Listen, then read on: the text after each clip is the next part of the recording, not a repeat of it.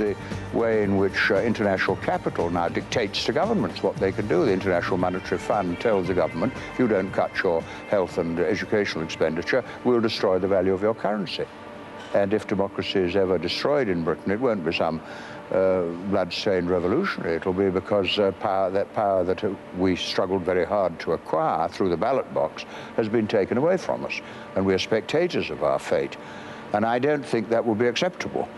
But at the moment, people may not be fully aware of what's happening. In the 60s, we allowed technology to happen to us passively. We accepted the story that we were told, that this is what technology was going to do for us, and we just blindly accepted it and followed it.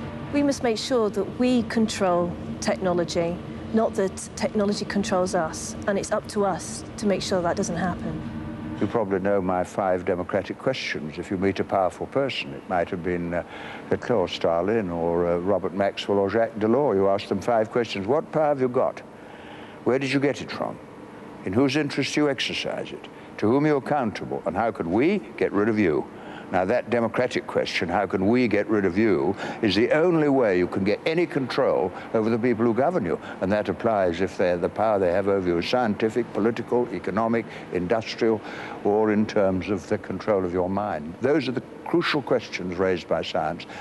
Democratic control of the enormous knowledge now at the disposal of the human race.